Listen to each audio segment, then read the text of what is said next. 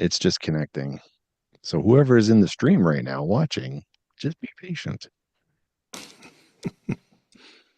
Well, it's working exactly where it said it would be. Fucking awesome. Here we go. Let's go with the theme song. Welcome to the Sean Geek and Fast Fat podcast. Yeah, you got it, folks. It's me again with a little attitude for all you out here in White Bread Land. Let's see, we're on 92 FM tonight. It feels like a nice, clean little band so far. No one else is using it. The price is right. Did you find you crusty, Dave? This is bigger than friendship. This is what you call cosmic. Yeah. The Buddhists call it, let me see, reincarnation.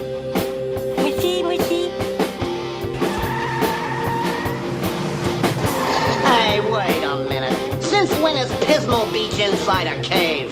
I wonder, I just bet we should have turned left at Albuquerque. And maybe a right turn at La Jolla.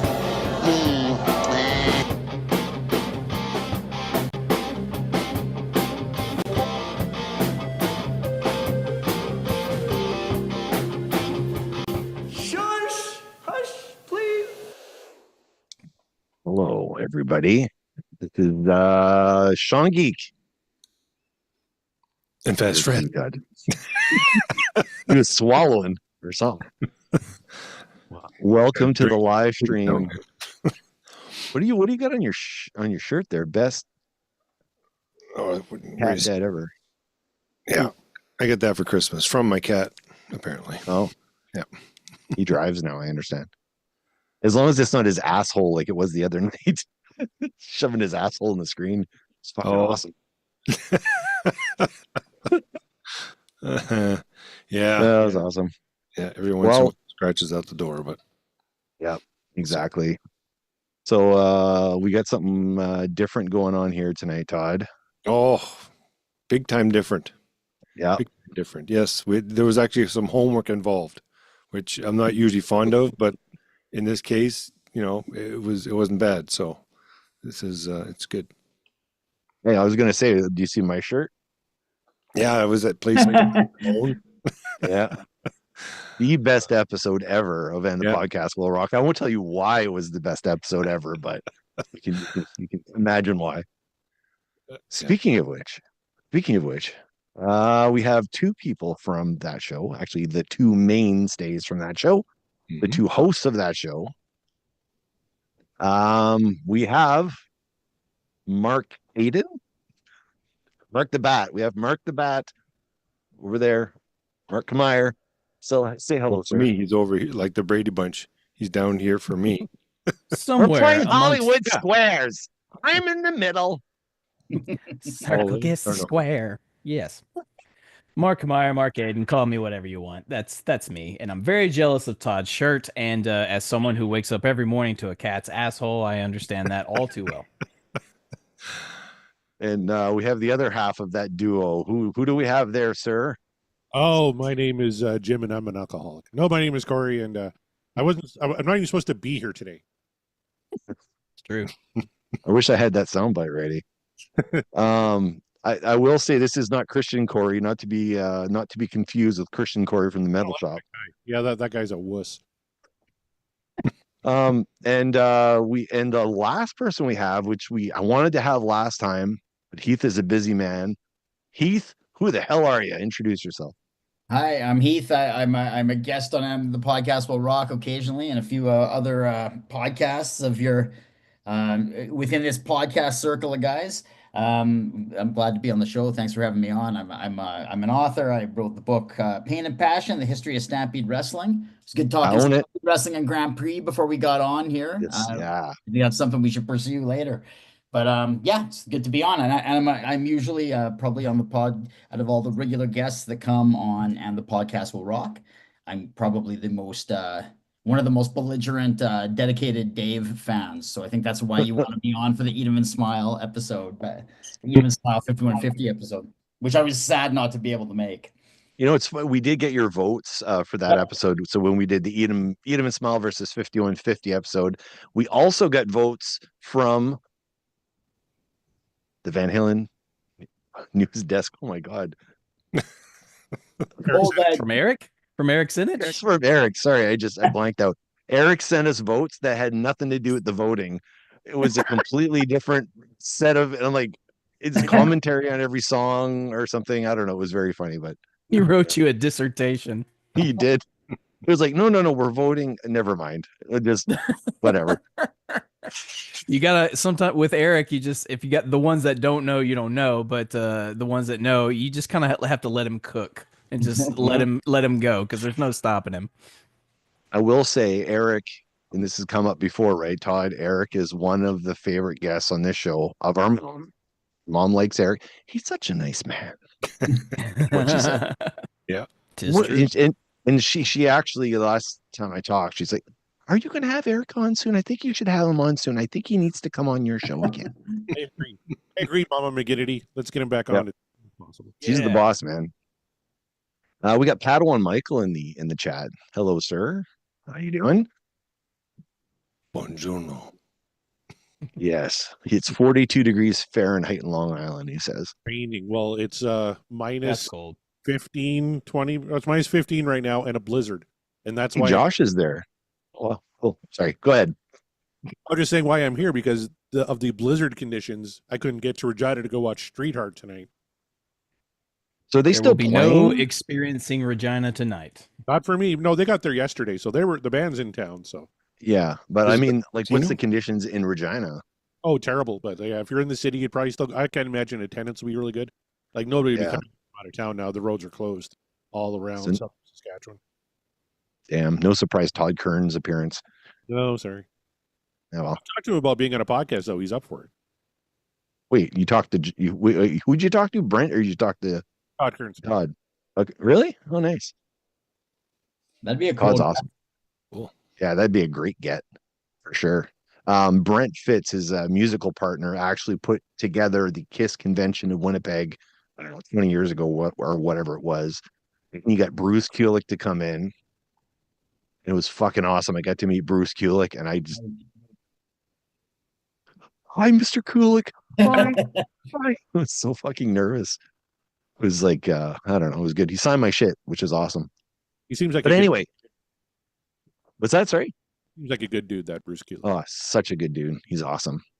So the reason we brought you all here today is we're doing the sequel to the original Van Hagar versus DLR competition, ranking each album as they were released against each other from each side of that war. And as Todd and I talked about before, when David left Van Halen, Todd and I were beside ourselves, upset, didn't know what was going to happen. We were living this live in the moment. We didn't know if David quit, if he'd been fired, what was going to happen next. Van Halen was done. We were never going to get another Van Halen album. And then Sammy Hagar happened, and we're like, what? Sammy Hagar? Dick in the dirt? What? Joined the band. And then David Lee Roth kept like putting albums out like at the same time. So there was this competition as a Van Halen fan. We were like, oh my God, like they're trying to one up each other all the time. And then you were either on the Dave camp or you're on the Sammy camp. And it was exciting times. Lots of fist fights on the playground, let me tell you. Heath, where do you stand? So when 5150 came out and Eat 'Em and Smile came out, what was your perceptions? I think you're closest to us in age. So do you remember when those two albums came out? Oh, what yeah. was your positioning? I absolutely remember it. And I actually when Dave quit the band, you talk about fights in the schoolyard. I think I was in grade 9. When Dave quit the band, I didn't believe it. I hadn't seen the news because you couldn't get all your news on the internet at the time or anything like that. And I actually bet a guy, no, he didn't. No, he didn't. And this guy, he roughed me out for some money because I owed him some money because I didn't believe that Dave left the band.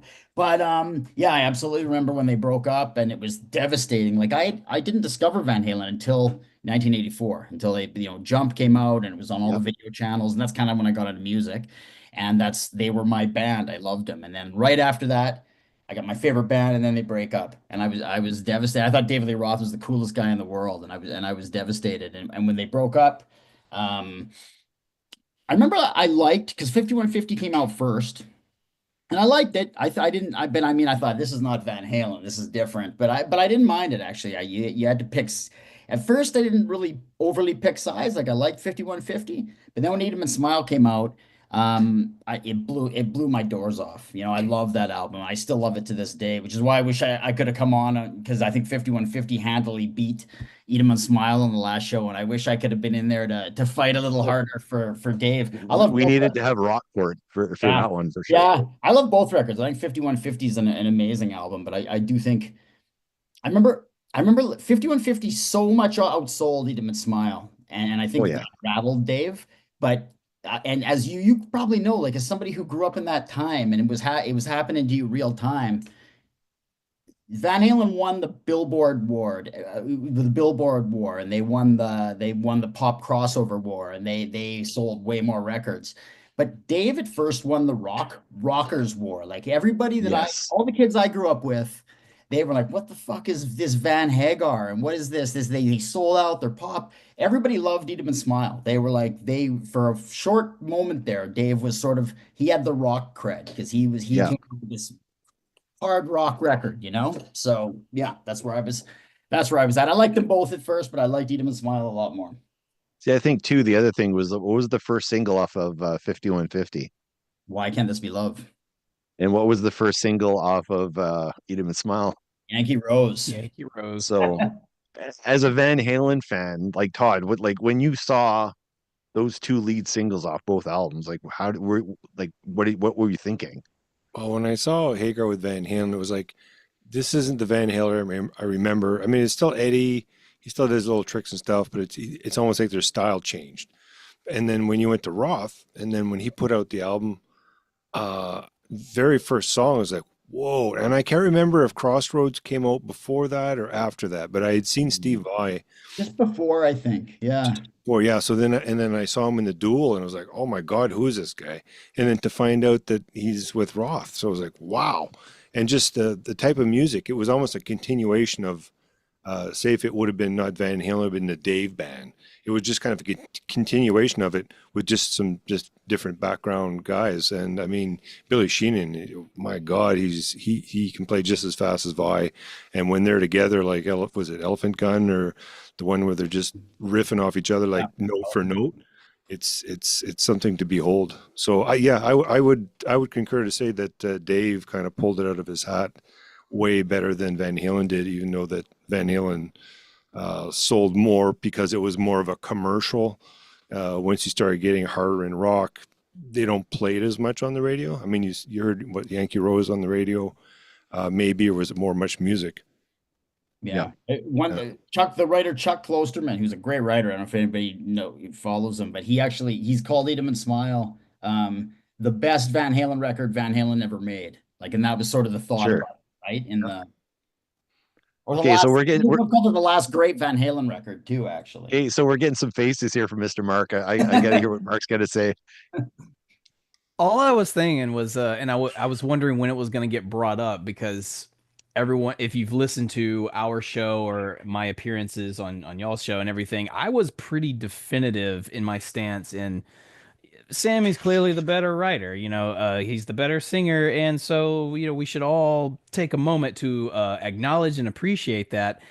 And even when we did the comparisons, with Eat 'Em and Smile and 5150, and I still stand by it. That overwhelming is like 5150's the better album in my opinion. However, the problem is through the course of this show and through this journey and analyzing lyrical content, let's say that I've kind of I'm at a sort of impasse with Sammy Hagar lyrics, because when he does them well, he does them very well.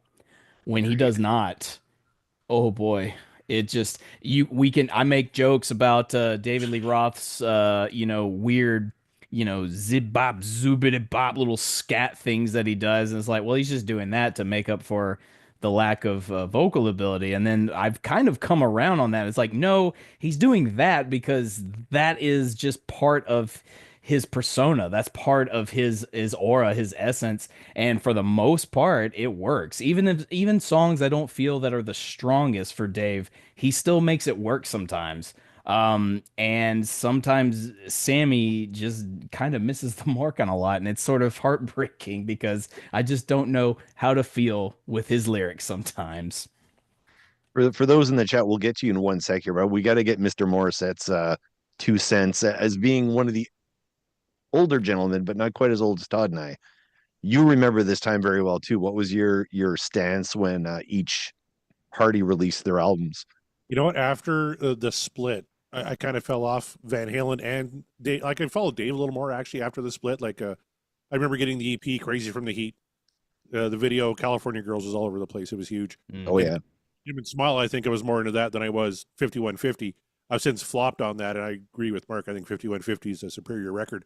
But it was OU812 that actually kind of got me back deeper into Van Halen, which is kind of surprising because that's maybe one of my least favorite from the boys. But the only one I really remember liking from Skyscraper was Just Like Paradise. Obviously, that video was so cool with doing the rock climbing and all that kind of stuff. But that infectious chorus was just everywhere. And I love that tune, but I spun the hell out of OU812 back in the day. I had that cassette, and it was just front to back. So for me, when I was growing up, I was more of an OU812 guy. But doing things like your show and doing our show, maybe changed swayed my opinion a little bit. And again, speaking lyrically, we're going to be talking about Black and Blue here tonight. So when you talk about the lyrics to that song, it's hard to paint him in a good light. Wait, wait. Black and Blue, is that the song about Keith throwing gloves on Kevin Brown with Rockport, or is that relating to the Van Halen song? I'm not really sure where you're going. Spoiler alert. We will find out in due course, but we were in Saskatoon. The boys were ready to throw right there in Lydia's bar, or no? Oh, I believe it. At Winston's. Winston's. We had topics like "Convince Neil really sing." You were yes, he was no. What was one of the other topics? I got pretty hammered by that point. So, all right, I'm going to jump into the chat here. So we got Josh Michael and Padawan Michael. Padawan Michael said this is interesting. So I dislike and enjoyed both albums just as much at the time. I also missed both concerts partially by choice. Wow. The last single from Van Halen 1984 was Hot for Teacher, and then the first single was Why Can't This Be Love? Underwhelming. Oh wait, and now they're retracting messages. I think they're taking shots at Kevin Brown. I'm not sure. Josh Michael says Vi just doesn't write memorable riffs. I don't know if I agree with that. We'll get into that as we go into these albums. Yeah. So for me, the big pain for me was Todd was the guy feeding me the Van Halen all these years, right? So right up into 1984, and then we moved. So when we moved, I didn't really have Todd there to feed me my Rush, my Van Halen, my Street Heart, my Headpins, my Kim Mitchell, all that stuff. Like I didn't have that source of, my brother is a musician. Sean, this is what you need to listen to. Like that's where I was getting my stuff from. Don't listen to that pop stuff. Here's some real, stuff. So when I moved away and lived in Montreal, OU812 was my first Van Halen album that I had to go buy on my own. And that's when I had started playing drums too. So I learned how to play drums to that record. That was one of the albums I learned to play drums to. And Skyscraper was also in and around that time when I moved as well. So those were kind of my two first albums I'd bought. So they got a lot of play, and I learned how to play, not everything, who can play like Alex or Greg Bissonette, but I learned a lot of stuff from those two albums. So they're both very important albums for me. And for me, the sophomore albums are my two favorite of both of their catalogs, of the Van Hagar era and the David Lee Roth era. So not a popular choice, I'm sure, but for me, that's what it is. Todd, that's when I moved away. So what was your intro to OU812 and Skyscraper? Well, when 5150 came out, we were in Chidiac, and I was working at the co-op, and I remember putting 5150 out on on the monitors and stuff when we were stocking the shelves at night. And then when we moved to Winnipeg, and then our parents moved. Well, you guys had moved, and then I stayed behind, so I had to sublet with a guy. And I remember getting the OU812 album, and I really liked it. Like, it was really something. In 5150 was good, but this was a good transition to the next album, in my opinion. They kind of matured as a band, and I found the writing was maybe a little bit better. When it came to Skyscraper, I think, didn't Skyscraper come out when we were still in Shediac? No, Skyscraper would have been. Maybe I'm thinking Eat 'Em and Smile. Of course, if I was organized, I would have the Wikipedia page open and I could tell you the dates. Skyscraper was January 1988. 1988. So okay, we moved in 87. Yeah, we had moved here. Yeah. Right. Okay. So it was only a year in. So yeah, I was still living at home because we had all moved out here, and we were probably here at least a year before, they're going to move again. So, yeah, I can't remember when I first listened to the other album. I guess it wasn't on my radar as much. When you're you listen to Van Halen, you try and play Van Halen, and then it's like, okay, now you go into a different album with David Lee Roth, and all of a sudden Vi's there. It's a whole different. It's almost like Yngwie Malmsteen. Like, they all have their own distinguishable styles, right? And he's all over the place, and I'm like, no, I can't follow that guy. He's too wow. He's just all over the place. Yeah, definitely Cuckoo Bananas on the guitar. Yeah. So it's probably my favorite album. anyone else here has anyone else here heard Passion and Warfare by Steve Vai? Yep. Parts of it. Many moons ago. It's very emotional. Like, when you listen to it, you can just feel it. Yes. I think Cameron might have blown a microchip or two. Yeah, definitely. Okay, so the idea today was we're going to play both albums, not the entirety, because we'll be here like 3 hours later. But the idea is we're going to hit track 1 of OU812 against track 1 of Skyscraper. We're going to compare and contrast the two, and we're going to put a vote toward which is the better track 1, and then we'll move on to track 2, track 3, all the way up to track 10, and come up with a score for who released the best sophomore album post 1984 breakup. Oh boy. I'm really I know what Corey's votes are because I have them already. I think I know how Heath's going to vote, and I think I know how Mark's going to vote. You Todd's can probably the wild guess. card. Yeah, exactly. Yeah. That's what I was thinking too. I was like, I think Todd might be the wild card in this conversation. All right, so I'm going to I'm just going to give a little preview of the opening track of OU812, which is called Mine All Mine, just so we can have it on our palette before we move forward here. So let's put it on here and take a listen.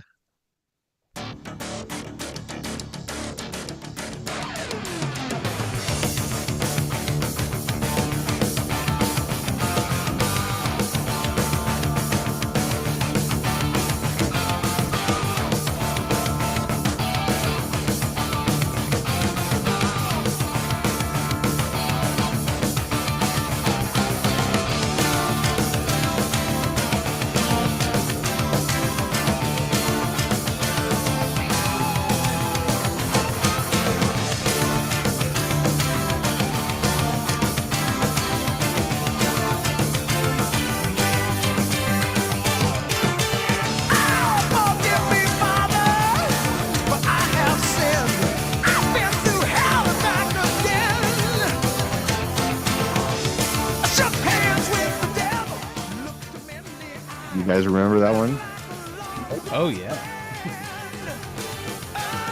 All right. So as a opening track to an album, how do you guys feel? it's really ambitious. I really admire what they were trying to do there. It's not my favorite song. I don't love that song. I don't return to Mine Oh Man a lot, but I mean, you have to admire what they were doing. I love that it's almost prog rocky. It strikes me that it's got that really offbeat. I love what Alex is doing.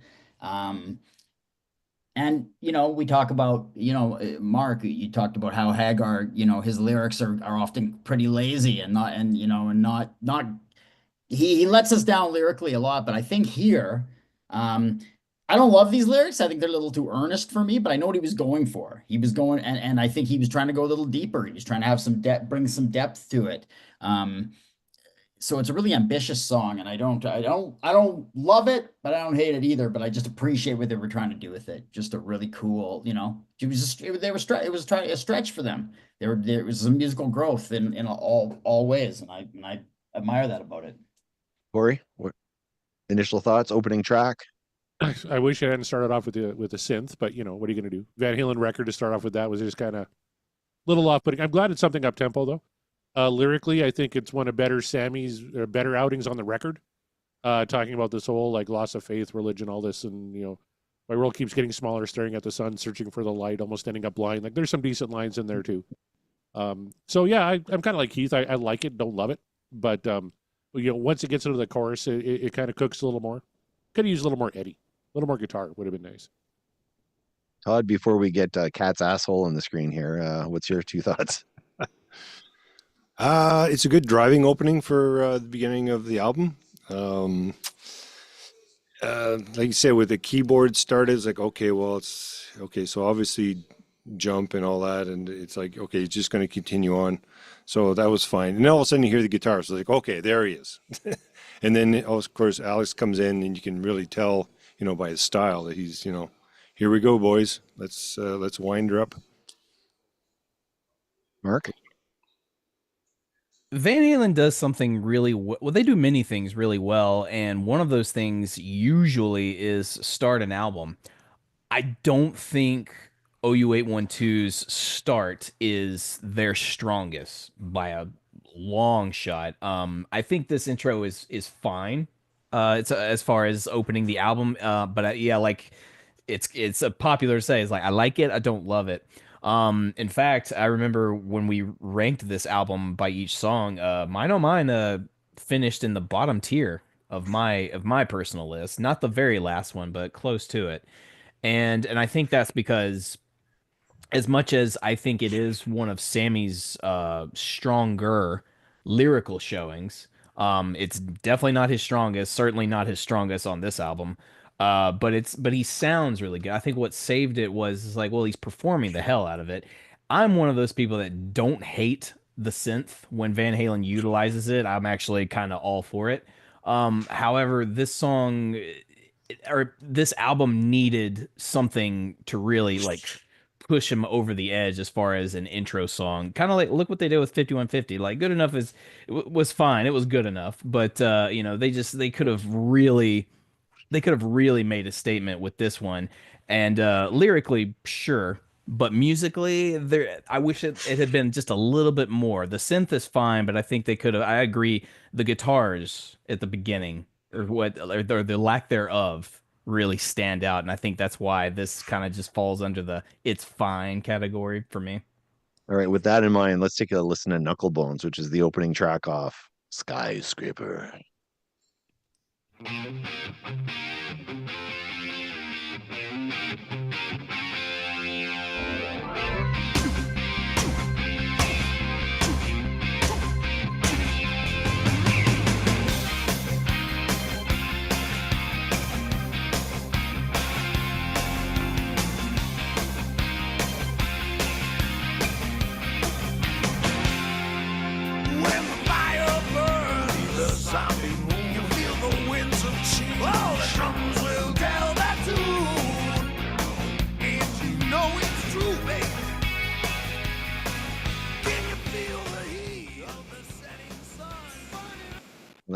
That was Knucklebones. Opening track. I take it all back. Strong, stronger, weaker, better, fitter, happier. If we're talking lyrically, Goof, I take it back everything I said about Mine Oh Mine. It's just all the negative things I said anyway. It's they're both very upbeat tracks to start off the album. That's good. Sure.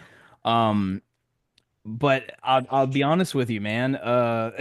This I was confused. I thought, Sean, you were playing me Huey Lewis in the News for a split second there.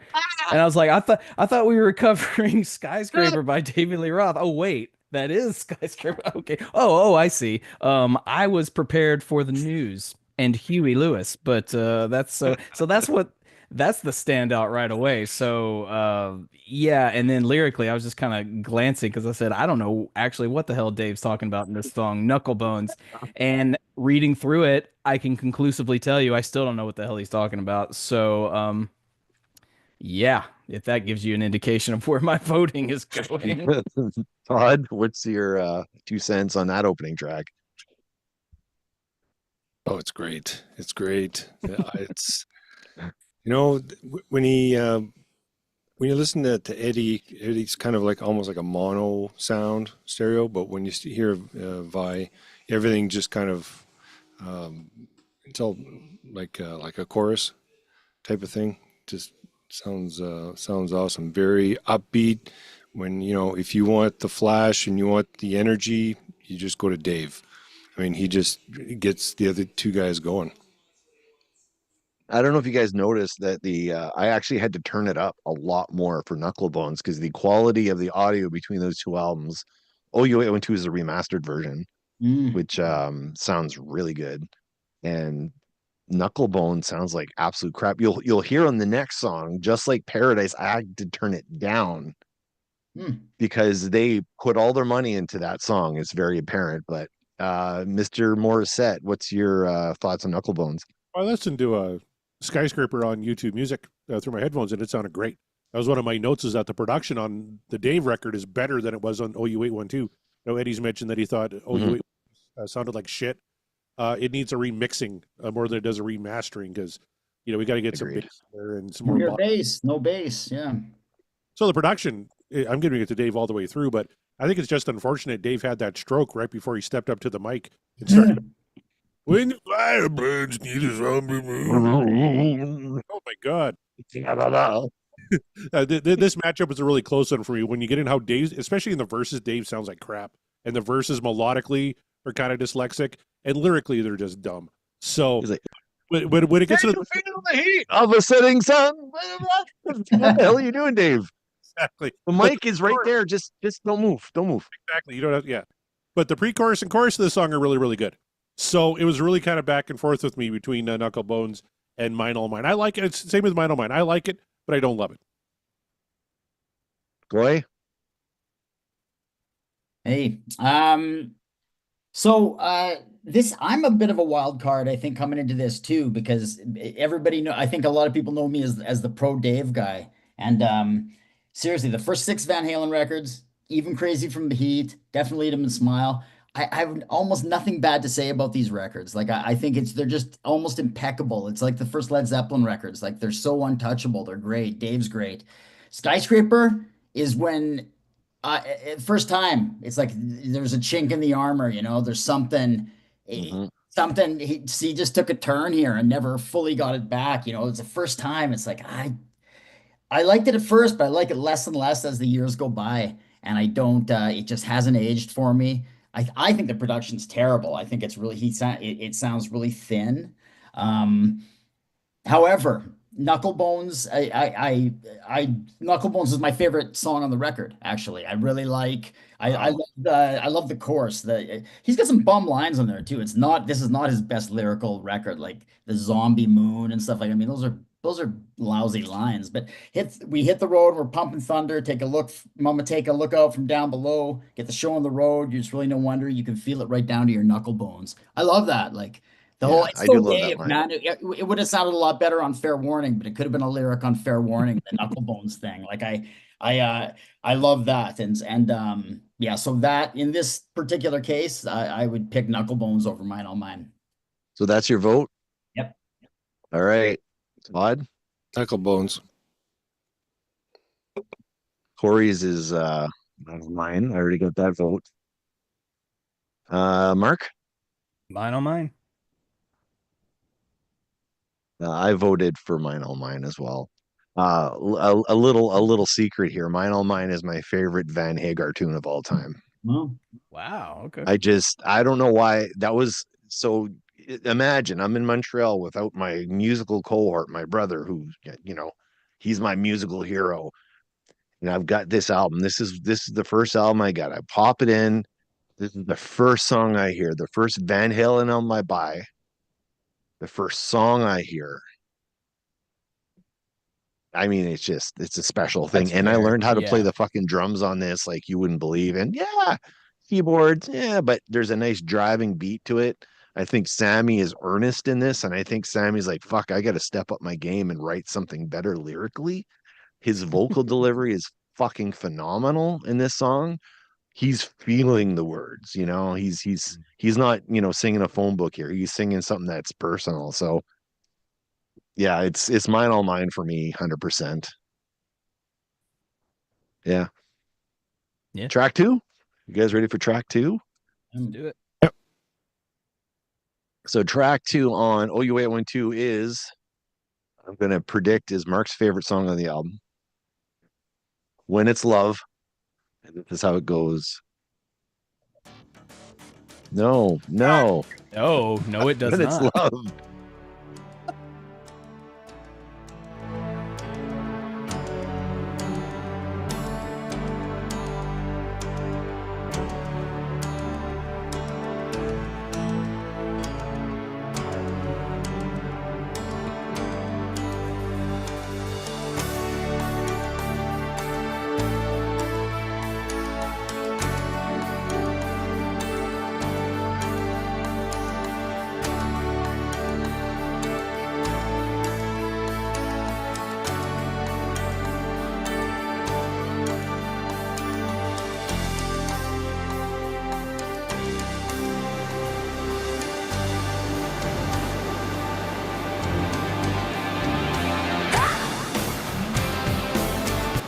For some reason, I'm having feedback, but I apologize. I would have kept going, but two keyboard tracks back to back on the opening of their second album. Okay, let's just play the other song. Number two on Skyscraper is Just Like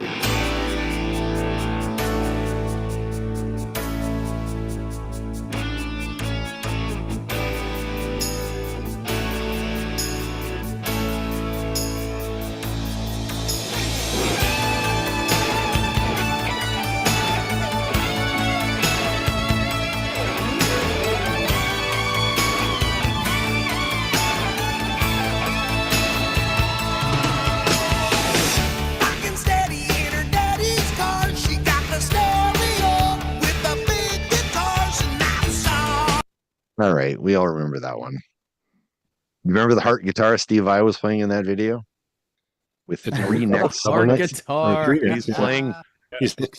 Yeah, there's an homage Heart guitar double neck in this old dive we used to go to back in Nashville called Fat Bites. Shout out to Fat Bites, man. That's like, it's right there above the bar. It's great. And yeah, love that homage to Steve Vai.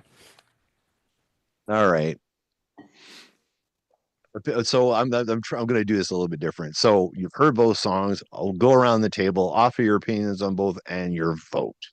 Mark, let's start with you. This one could be the most difficult because Just Like Paradise is a banger of a tune. I am not taking anything away from that whatsoever. And it's interesting, you pointed out OU812, two keyboard tracks back to back, which is not what you would normally expect from Van Halen. And it's like, this is this isn't maybe the album you all hoped to that you were signing up for, right? And then you're gonna compare When It's Love to Just Like Paradise. Yeah, that's a tall order. However, When It's Love, and I don't think we can deny this, is in my opinion, it's Sammy Hagar as far as his time with Van Halen. This might be his magnum opus. This might be his ballad wise, you mean, right? Yeah. Like he wrote some really great songs with the Halen boys. I'm not taking that away, but you lyrics be damned, just like musically and structurally, some really good stuff. But how do you possibly deny the power that is When It's Love? And I know we only heard just a little bit of it, just a long intro. The rest of the song just absolutely slams, and you don't have to take my word for it. Take a look at the Billboard charts, take a look at how go back in time. Go back to 1988. I was just a very, very wee lad, but still, I remember it. You It's remember the probably one of video? You remember the video? the video I don't remember, but I'll Go watch it. It's well I'll have to shot. yeah, but Very well see, so shot. that's the problem. Ordinarily, you could have put any other track from OU812 next to Just Like Paradise, and I would have voted Just Like Paradise every time, except When It's Love. Because it's one of their biggest hits. Forget Sammy Hagar. It's one of their biggest hits they ever put out, and it's just the ultimate power ballad. I've always loved this song, and I will always love it. And unfortunately, you put it next to Just Like Paradise, and it's going to fall the wayside, at least for me. So that's my vote. When It's Love. You know what? I totally predicted that. How about that? Did you? I knew Shocker. it. This I prediction knew it. ever make. I knew it. Surprise. You go watch the video though. It is very well shot. If you get any sort of film background, like you watch the video, it's like this is fucking well shot. Like it. Oh, will do. Yeah. Dave's is just a fucking party. Not a bad thing, but it's a fucking party. Heath, what's your thoughts and vote? I've never minced words about how I feel about When It's Love. I think it was dad rock before we knew what dad rock was. It's so fucking bad. Like I love what the Van Halen brothers bring to it. It's so inventive what they're playing, but then Sammy fucks it up. He brings that sap. It's just it's the quintessential everything people think bad that makes people think badly about Van Hagar. Like that's the first song that pops to your mind. So there's that. But I don't like Just Like Paradise either, actually. I think that here's what I think. I think that after Eat 'Em and Smile came out, 5150 came out, Dave lost the sales war. I think he got psyched out. He thought they did they did this huge business kind of doing the crossover pop thing. I'm gonna do the crossover pop thing too. And that's what Just Like Paradise was. And he did it well. It's a good song, it's a fun enough song. But it's not Dance the Night Away, which was also a pop song. It's not even close to Dance the Night Away. So I don't really love either. It's just like Paradise feels insincere to me, actually. But I do like it better than When It's Love. So I'm gonna pick Just Like Paradise. Just Like Paradise. Alrighty. Let's go to Mr. Maurice at.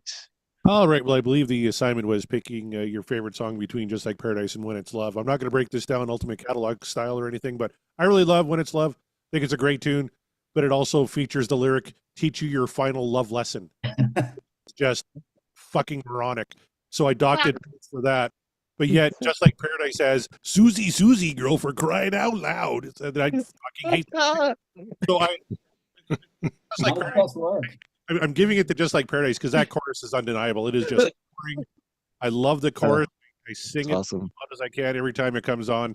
I can't deny When It's Love is a great song. Well constructed. You can make the argument that's the better song, lyrically, production wise, how it's put together, everything. But Just Like Paradise, for some reason, I just like that one a little bit more, especially that chorus. So my vote goes to Just Like Paradise. It was the 1-800 line, wasn't it? 1-800 see you. 1-800. I was just gonna jump in the chat here for a sec because they've been talking nonstop here. So let's see. Padawan Michael, mine all mine are some of the Sammy's best lyrics. I don't agree with it being the opening track. AFU would have worked better. Don't deny that. Knucklebone sounds like a better opening track, but I don't like it better as a song. Josh, Colombian Marching Powder mix on OU812. Padawan's agreeing with Heath, so we'll just right. All right, Todd, what is your pick on these first two tracks or second tracks? I mean, I love keyboards and I love the sound of it. If you want to relax, like the way the beginning of When It's Love comes on, put the headphones on, kick back, just turn all the lights off and just listen. That is Paradise on the other side. Now, the thing is, like you said, this was the second keyboard album that started. This one here versus Just Like Paradise also had keyboards, but when it's Love, it went on for about maybe 15 seconds, and then the guitar came in. Whereas Just Like Paradise, 5 seconds, bang, there it was. It rocking into it right away. So my pick is Just Like Paradise in this one. Just Like Paradise, Skyscraper. Oh, the rankings are looking interesting. All right, let's get to track 3. What was your vote, Sean? Oh, sorry. My vote, Just Like Paradise. I agree with what Heath said. It is kind of like Dave's pop song, and it's fine. Just like oh my God, the pop track off of Eat 'Em and Smile. Oh my God, You think I'm going crazy? Yeah, it was pop, and it was okay. It wasn't bad. Like, I don't like Dave when he goes too far in pop territory. It's like he's trying too hard. But besides that, though, the video is fucking awesome, and it's fucking great, and it doesn't have Sheehan in it, which that was the first crack in Dave's armor. Like, wait a minute, you had Billy fucking Sheehan, and now you got some guy who looks like fucking George Michael playing bass in your band. What the fuck happened here? But they didn't give like Sheehan anything to do because it's such a not bassy, flashy song, right? Like No. And Sheehan played on the album, but Sheehan left right after. He wasn't going to do another tour with Dave for whatever reason. I don't know what the story was there, but I don't know. I think as an earworm, I think the Van Halen song is potentially better, but that was really close for me. And honestly, I flip-flopped on this one probably the most out of anything, but I did give it to Dave with like by a hair. Okay, track 3 is AFU, Naturally Wired. You guys ready for some fucking kick-ass rock and roll? I know.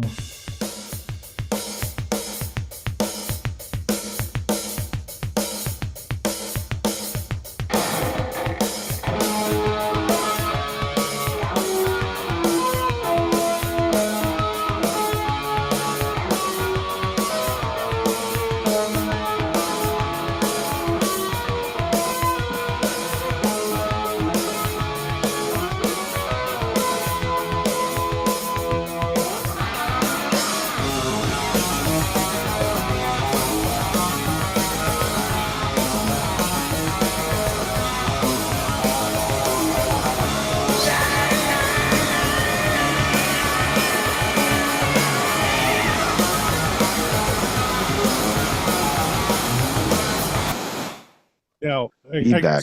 I'm going to say there's 3 drummers on this call. Do we really need to go through the voting? Come on. Other fucking Halen. Oh my God. I think it was Padawan Michael that was saying, like, why didn't you lead with this? Yeah. I agree. It would have been a great opener, actually. I wholeheartedly agree. When It's Love could have been after this, it would have been fine. Absolutely. Yeah. Honestly. That's all you had to do is switch up those songs, 1 and 3. Yeah, honestly.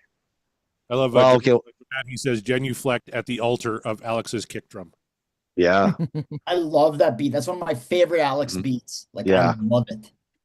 This is what I would cut my teeth on when I got my first kit. And it was like learning this stuff was learning time. It was learning it ain't AC/DC, 2/4 beats. It's like, it's messing around. It was like fucking awesome. All right. Well, the 3 drummers in the room. Corey, you're the first one. What's your vote here, sir? You don't have to You listen. didn't play Bottom Line. I don't think we need to. It's shit. Okay. I don't think we need to either. Keith, I think it's pretty safe to say OU812. Yeah, Bottom Line is actually the Greg Bissonet's got a killer beat on that song. Actually, He certainly does. He's doing the boogie beat grooves. Yep. He's doing but I hate the production of it. Yep. He wanted it to be that Dave opened up Skyscraper shows with Bottom Line. He thought that song was the shit, but AFU kills it. Yeah. Hey, for Mark and Todd, who already forgot what the bottom line sounds like, let's just play a second of it here. Okay.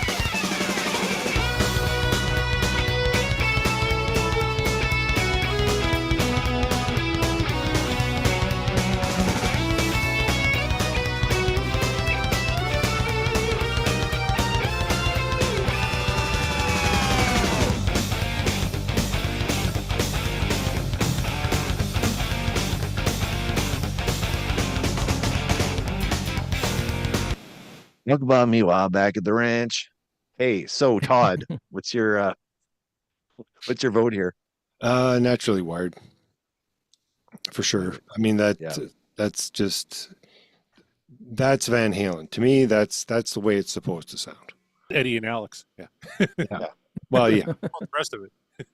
Yeah, it's Van Halen, not Sammy Hagar or Michael Anthony. It's the Van Halen brothers first. Yeah, the tapping, the harmonics, the hammer-ons and pull-offs, and just his old bag of tricks, and he just kind of throws the stuff around like like a juggler, and he just makes it look. It's just such an art. I will say though, as a drummer, also Bissonette did not suck on that. That was some fine drumming there. On bottom line, like. Oh yeah, no, it's good. That Bizanet, I think I appreciated him more the more I listened to this album. Like he was great on Eat 'Em and Smile, don't get me wrong, but I think on this album I was hearing textures and different things he was trying. He's not a hard rock drummer. He is a drummer, period, who can play anything.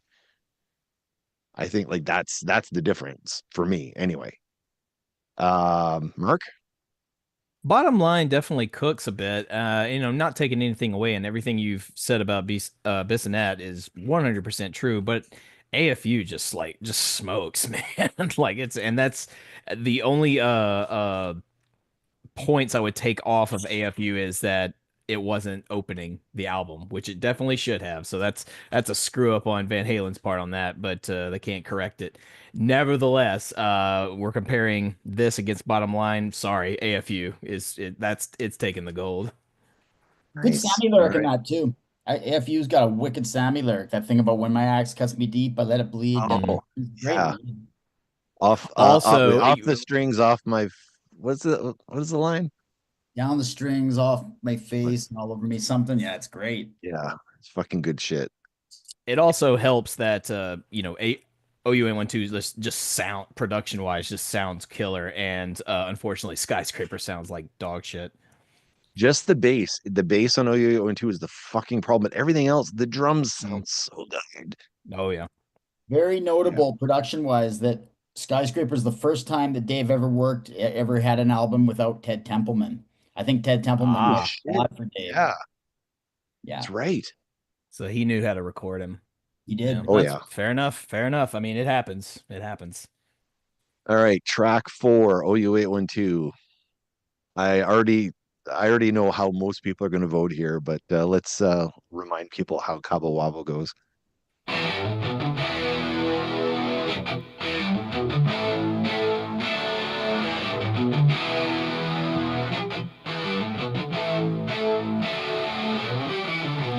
I've been to Rome, Dallas, Texas. Man, I thought I'd seen it all. Around the world, searching every corner. Man, I thought I'd hit the wall.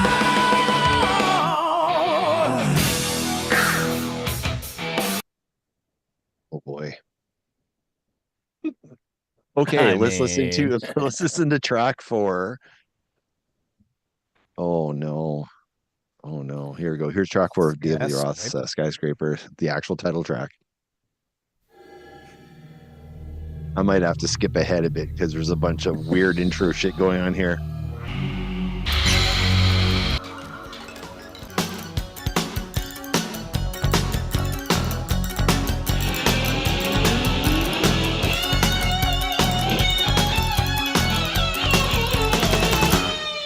I can hear the sound of the North Star calling. Turn your high beams on. I'm falling. Yeah. What a tonal shift. Just absolutely. Let's just go to outer space. This is something I would expect Sammy Solo to do. Sound like fucking Pleasure Dome. Sound like Sammy's versus to Pleasure Dome. Oh my God, a little bit. Todd? I mean, oof. You know what? I had Skyscraper as yes. I'm changing my answer. No. OU812? Yeah, I'm going Cabo Wabo. Hard no. All right. Heath? Yeah, Cabo Wabo is one of the best things Van Hagar ever did. It's I think with Skyscraper, I don't hate it. I think Skyscraper, yeah, although that that little side voice thing he did there, that was cheesy as hell. But I think Dave was going for something really big and metaphysical and ambitious. This was like supposed to be this epic. I think this was sort of his version of Mine All Mine on the record. He was going for something big and deep. But it's just Cabo Wabo is just about drinking on a beach, but it's got that amazing fucking riff. It's a rewrite of Make It Last from Montrose, but it's got and Sammy built his whole empire on Cabo Wabo. He built the tequila thing, he built the whole beach resort thing. And it's just such a great song, like easily Cabo Wabo. It's the return to party rock Van Halen that everyone was waiting for. They just said they didn't get when Sammy joined the band. It's like that's why they're different now. They're not cool. They're not fun anymore. They're writing heartfelt ballads, but Kai, I direct them like, listen to Cabo Wabo, my dude. That's just one of several where they return to form, as it were. Yeah. So can I can't guess your deny vote is Cabo OU812 Wabo. two here? Absolutely, you can. Mr. Morissette. This is one of 5 where I had not even close. Like Skyscraper is a steaming pile of shit. It reminds me of Pleasure Dome in the worst way. I like a Pleasure Dome as an instrumental, but lyrically and vocally, Pleasure Dome sucks, and so does Skyscraper. Cabo Wabo, it's like Sammy just went, "Hey, that Summer Nights was a pretty good song. Let's do another one of those," and they did another one of those and knocked it out of the park. Good call. I never thought of it that way, but yeah, that is true. A little bit. All right, well, I'm gonna give you my vote. It's not gonna be popular. I prefer Skyscraper. Oh boy, these are some pretty heavy liquor. You gotta. I better liquor up here. You got a little bit of Cabo Wabo in your glass in there, don't you? Yeah. I better explain myself here. So the whole nature of when we do versus on the show, like we do versus multiple times on the show, and it's not always the obvious versus that you should always take, right? So sometimes it's like Batman versus Superman. Well, who wins? And it's based upon who's got the better girlfriend. So you decide, I'm not going to pit Batman against Superman. I'm going to pit Lois Lane against, I don't know, whatever Batman's girlfriend is, Selena Kyle, whatever, right? So I'm approaching this using the versus rule, which is I don't necessarily have to pit the better song against the better song. I am going with Skyscraper because it's so fucked up, and Dave is so fucking stoned and so out of his fucking mind. And all the vocal effects was like, I'm spinning and turning.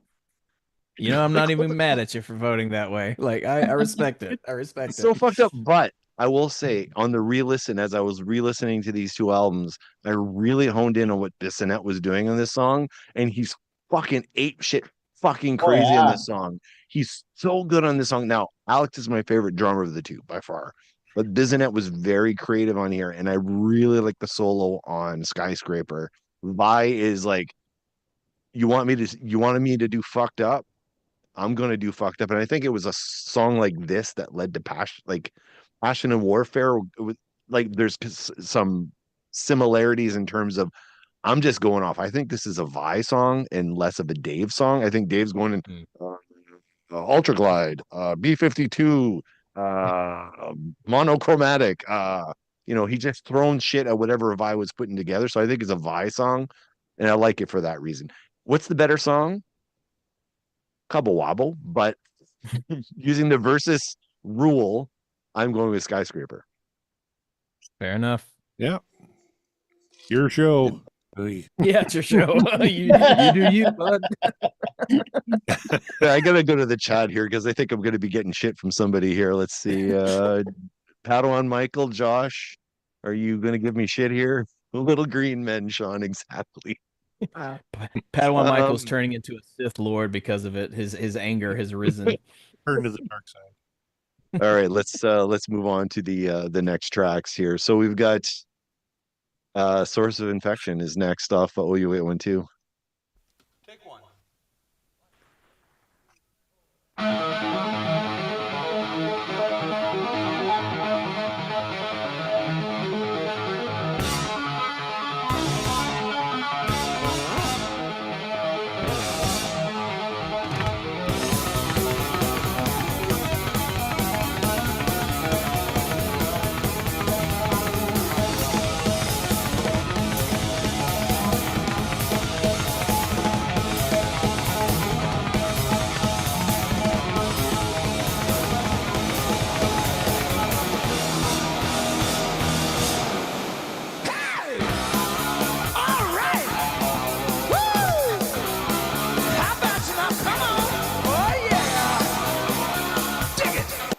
this was an episode of Rock Court.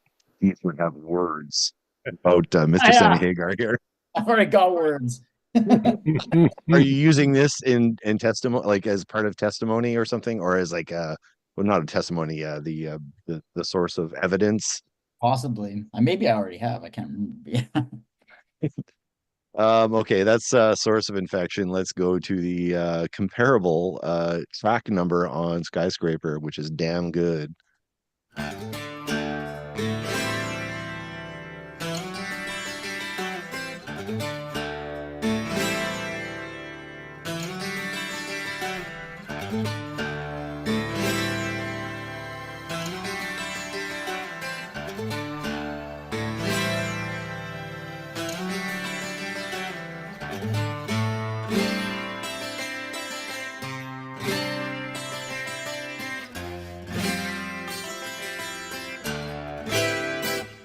Skip ahead.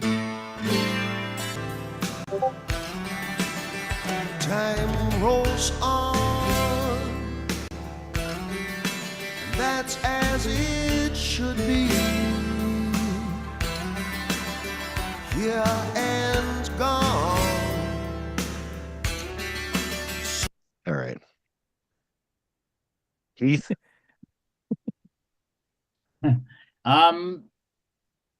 I actually really like it's Source of Infection is the tough one for me because musically it's a fucking incredible Van Halen song that Sammy fucks up by with these idiotic like non-lyrics that he comes out with. You know, it could have been such a great song. And because it is so strong. What's wrong with ooh, ouch? I mean, come on. Genius. It's such a great song musically though that I still actually really like Source of Infection. Damn good though.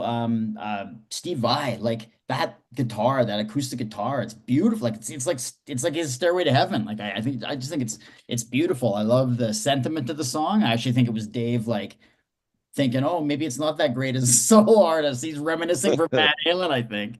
And yeah, I really think Damn Good is a great, strong song. He almost blows it. Dave's got that, hey, take a look at that picture. Do you believe that was me? Like he's got that really cheesy, kind of schmaltzy lyric in it, in that one spot. But overall though, I think Damn Good is easily, I love the little beat in Damn Good too. I think it's the better song. Awesome. Skyscraper. All right, Mr. Morissette. Damn Good was always more of a Steve Vai song to me than a David Lee Roth song. And actually, I was just reading some notes here before the show tonight, and it was actually supposed to be on a Steve Vai record on Passion and Warfare. Mm. It was developed from a piece called Scandinavian Air Solo. So it was meant on his record. He repurposed it for here. But I really love the music of Source of Infection. Yeah, this is lyrically, you don't even count these lyrics. They're just so bad. Like what did I think it was Wikipedia said that this was written about Eddie's hospitalization with fever during his vacation in Australia in April '88, celebrating his 7th wedding anniversary with Valerie Burton Ellie, which doesn't even make any sense because the album came out in May. Like, did they turn it around that quick after he had this fever? But like, well, he said "ouch" and like that's one of the lyrics, right? So is he talking about like? Well, it's the now flip on over. Oh, baby, you know what I like? It's because he was bedridden and they had to flip him over so he didn't get bed sores. No, fucking idiotic lyrics, but the music is so kick-ass. I gave the edge to that one. Although I do like what Steve Vai's doing quite a lot on Damn Good. Dave's not really helping the cause much on this one, so I'm giving it to OU812. Todd? Yeah, the Vai, that was definitely a Vai song for sure. If Vai would have had a singer on his Passion Warfare album, that's probably exactly how it would sound. It's one of those type of songs where I was saying you guys kick back, turn the lights off, and just listen to. It's great. But I mean, Source of Infection, two-hand tapping. I had bought the OU812 tab book to learn how to play the songs, and I remember just pumping away, just two-hand tapping, going all the way up and down the fretboard. It was just exciting. So I mean. I had originally put Source of Infection as no, but I'm changing that one to yes. Wow. Yeah. Right. Theme. So Source of Infection is the winner. Mark? I was looking, I found an actual transcript. Dave talking to Steve. He's like, "Hey, man, let me ask you something. Do you have an actual song that sounds like it was birthed from Stairway to Heaven and Blackwater by the Doobie Brothers?" And he said, "Funny you should ask me. Here you go." And that's what we got with Damn Good, because that's what it sounds like. I'm going to say that's And inaccurate because you did not do a zobbly boop boop there. well, it's not actually written on the transcript. That's Oh, weird okay, that it was gotcha. that Okay, I was even able to find it, but I mean, maybe for another time. Anyway, no, that was good. no, dude, we can look. We tend to give Van Halen a pass lyrically if the music is kick-ass, and Source of Infection just absolutely slams musically. Lyrically, I'm with you. I'm absolutely with you. He famously said, and Sammy fucks it up lyrically. It's like, yeah, he did, but the music's so damn good that we just don't care. So obviously, I'm going Source of Infection on this one. It's one of my favorite songs on this album. For me, this is my second favorite song on OU812. I went OU812 as the pick with Source of Infection. Yeah. Sammy can't even fuck this one up. It's just too good. But I do like one of the things I noticed when I was listening to it this time with the remaster version of Source of Infection was I was actually listening and I could hear Eddie's backing vocals on this song. Like everyone always talks about Mikey, but Eddie's a damn good backup singer. And Oh yeah. Eddie's vocals really soar in the background on here that like it's just another little extra thing that's fucking awesome in this song. And this was my favorite song for the longest time, and I still can't play it right on drums. I try, but I mean it's so Up fucking one. good. Yeah. Yeah. All right, let's go to the next track. Let's see. Oh God. Here we go. Finish what you started. 1, 2, 1, 2. Oh no, wait. Yeah, This is we wrong. it's, yeah. Yep. But say like, if only.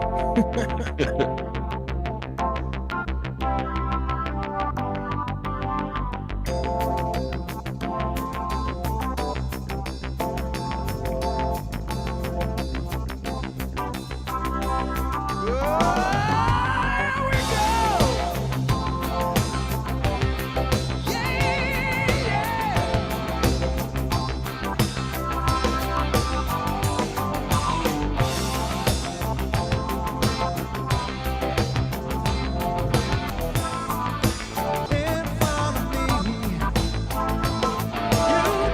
really know when love will come or go. All right. Feels so good versus hot dog and a shake. I'm gonna shake.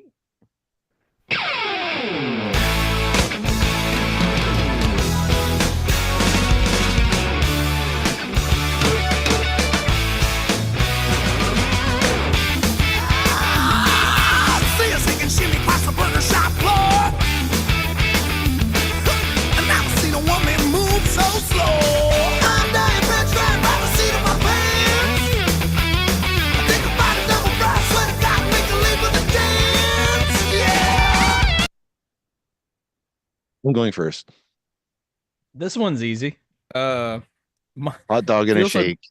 yeah. This one's definitely hot dog and a shake. Feels so good. I think my least favorite from OU812, and I know that might shock some people because there's another song that not a lot of people are keen on OU812 that's not Feel So Good. But for me, it just doesn't work. It's just a little too uh, like, I guess your generic pop rock song, I suppose. Like, and that hurts me to say because I'm pro Sammy and he did a lot of that pop rock. But I mean, hot dog and a shake. He's talking about like all the things that I enjoy. Like, I love a shake, I like a burger, I like a hot dog. It's like I'm a fat kid. What do you want? Also, the music is way better. So hey, good job, Dave. You got this one. Heath, lyrically speaking, this is one that you should put as a piece of evidence in Rockport. What's your take? What, the Roth lyric you mean, or the Sammy lyric and how Well, both. Compare candy ass both. that Which thing one? is? Like, Rudy too, candy ass. Like so candy ass that feels so good. But actually, I don't love the like. Roth always surrounded himself, obviously Van Halen. He always surrounded himself with great musicians, but he always had such wit and style and this huge persona that I think he always was able to stand up next to the band he was with, no matter, and he was with the greatest musicians ever around him, and he still didn't get outshined. On this album, for the first time, he's outshined by the musicians around him, like Steve Vai. I'm gonna pick Hot Dog in a Shake because Steve Vai is incredible on this thing. Like that solo is the most fire hottest things. But the lyrics, like he comes like I'm dying French frying by the seat of my pants. Like I mean, it's just so fucking cheesy. Like fucking love it. Those aren't his best lyrics, man. Like, so yeah, I think Dave's the weak link on it, but Steve Vai is so strong on it that it easily takes down Feels So Good, like easily. Josh Michael was saying Feels So Good sounds like every other band. Not bad, but not memorable. Yeah, very true. Very true. So who gets the point here, Heath? Well, for me, it was Hot Dog in a Shake over. Hot Dog in a Shake. Yeah. Corey. I don't like Feel So Good. It does not make me feel so good. The chorus is just bullshit. Yeah. Feels so good. Okay. Shut up. You know what? That'd be a good song to use in a Pepto-Bismol commercial. That's right. Like the pre-Pepto-Bismol. How you doing, honey? Oh, I've got wicked fucking diarrhea. Here, take some Pepto. Now I feel so good. So good. So good. I kind of agree with Heath. I think Dave is the weak link on this track here because these lyrics are really stupid. I see a shake and shimmy across the burger shop floor. I never seen a woman move so slow. So she's like, you can't look sexy when you're doing that. I think it's even worse when he goes like, just like any bowl of cherries when the cream is rising to the top. Like this is up for breakfast style bad. You find your real bottom line is when your spine snap, crackle, and pops, pal. Like that's fucking stupid. But musically, Hot Dog in a Shake kicks Feels So Good, so hard. So yeah, I'm definitely going Skyscraper on this one. Yeah. Right, Todd. What's the BPM for Hot Dog in a Shake? I mean that thing, just the timing with it just gets you going, and your head wants to move. It's just a grooving tune when it comes to. I mean, Feels So Good. I mean, it's so keyboard heavy. It's like pop song material. Like if you would not see Van Halen in the 70s play that song, it was just not their type of thing. So I've got to go with Hot Dog in a Shake on this one. Can you see so back to Van Halen in the 70s opening for Sabbath and playing Feel So Good? Oh God. Oof. They would have got eviscerated. That audience would have destroyed them. God. Okay, so Todd, you are picking. Sorry, which one are you picking? You're picking Hot Dog in a Shake. Hot Dog in a Shake, yes. Okay, and then Mark. Hot Dog in a Shake, yeah. Hot Dog in a Shake. Okay. I have a confession to make. So with Hot Dog in a Shake is definitely my favorite song. I love the cheesiness of it. As horrible as it is lyrically, that's what I love about it so much. In fact, every time I put the kids to bed and I give them the kiss goodnight, I always say, every freaking time I say, "Kiss me quick, I'm double parked." Every night. I like that. I can respect that. So for the last 10 years, that's what I say to them when I'm kissing them goodnight. Would not admit that on a podcast. Social services will be at your front door. I think Dave meant something different. Oh, yeah. I also sing our Dome song Breakdown. I turned it into a lullaby, and certain parts of the lyrics I go so I don't repeat what they are. And anyway. All right. There's our vote for that one. Let's go to the next. Oh yeah, here we go. This is Finish What You Started. 1, 2, 1, 2.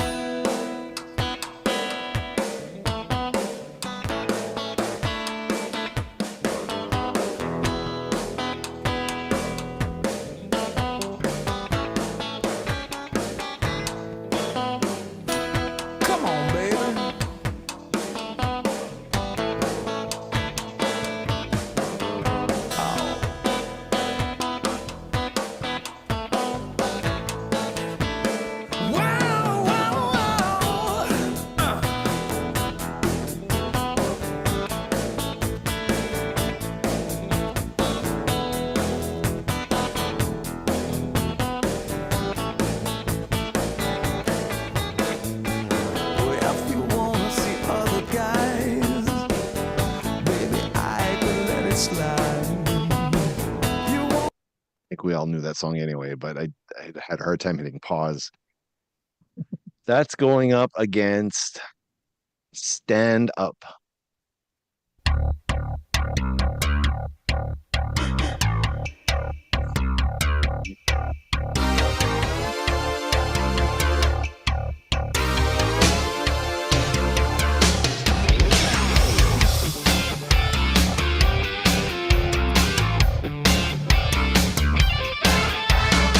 She looks like Monroe, it's a good impersonation.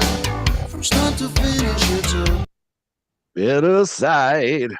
Corey killed me. Oh my god. I totally missed that. Oh god. He hung Heath himself. right away. I saw Heath right away. Just, no. You'll have to watch the replay of your own show. I thought we were going to get McMahon Stand Back. I was excited for a second, and then this started.